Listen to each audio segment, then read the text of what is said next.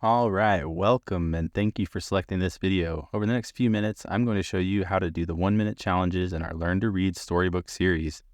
If you've already purchased one of these storybooks, thank you. If you want to get one of these storybooks to help your kiddo love reading, check out the Amazon links in the description below. Have you ever experienced something like this? Your child gets really sad when they try to read but struggle with a word, or maybe they throw a tantrum when you try to start reading time. Well, that was my oldest son before we discovered these 1-minute challenges. But now, my son enjoys reading. When he comes across a word he doesn't know, he wouldn't even try. He'd just shut down and get really frustrated. But after doing several of these 1-minute challenges, he tries more difficult books and works to code words he doesn't know. He also doesn't argue when it comes to reading time. Now here's a quick bit about me to give you context on why I created this series. My name is Jeff Hodson, a father of 3 and a former teacher. I have a master's degree in educational psychology and technology. I've been working in education and training for over 10 years now. And I created this storybook series when I saw how helpful the 1-minute challenges can be.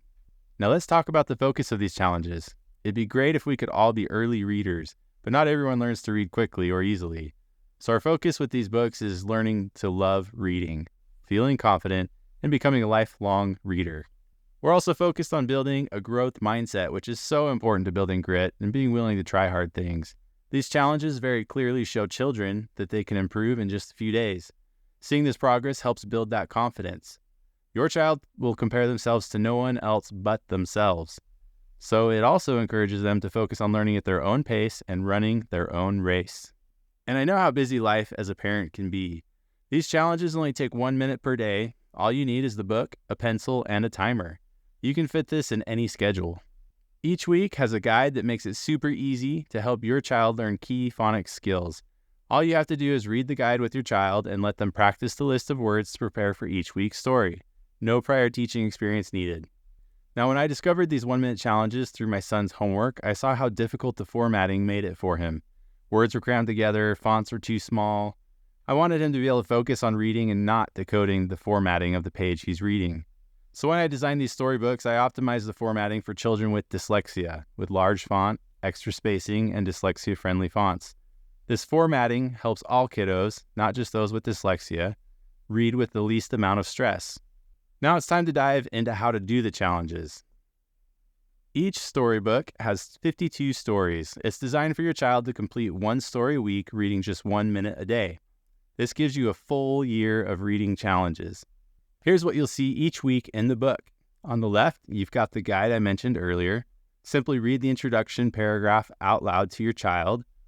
Then help your child read out loud each of the words in this list.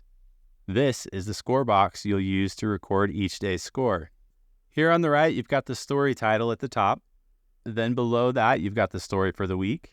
The numbers on the right help you score how many words your child read. Each number is the total words up to the end of that line. Now let's look at an example of how this works. For day 1, you'll set the 1-minute timer and have your child start from the beginning of the story. See how far they can read in that 1 minute.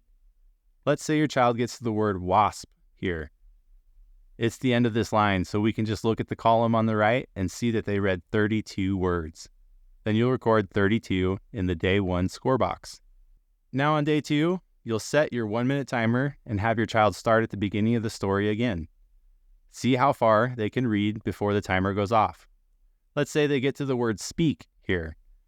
We can go to the previous line and see what the score says, then add each word in the line they stopped on. So 41, then 42, and 43.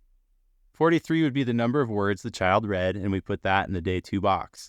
And you'll repeat this process over 5 days.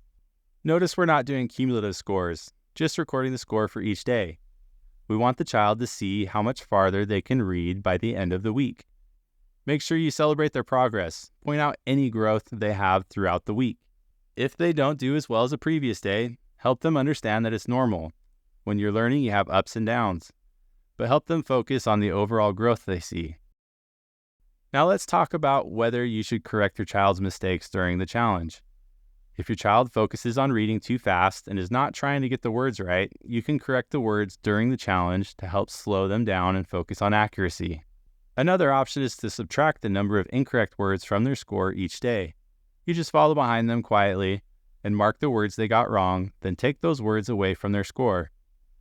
If you do this, use a different color marker for each day so you know which words they got wrong on that particular day. Here's how it would look in your book if you subtract incorrect words. We've left space for you to subtract and total for each day. Remember to focus on the gains and progress more than you focus on what they get wrong. Okay, let's focus on how to make it the best experience possible. First, you want to remove distractions. Find a quiet and clutter-free area for your child to focus. I also suggest hiding the timer out of sight so your child focuses on reading and not how much time is left. You'll also want to help your child stay on track. My kids use their finger to point at the words they are reading. This helps them focus and stay on the proper lines. You can also use a pencil or pen to point if you like.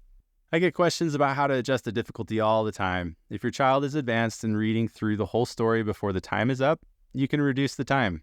For example, give them only 45 seconds.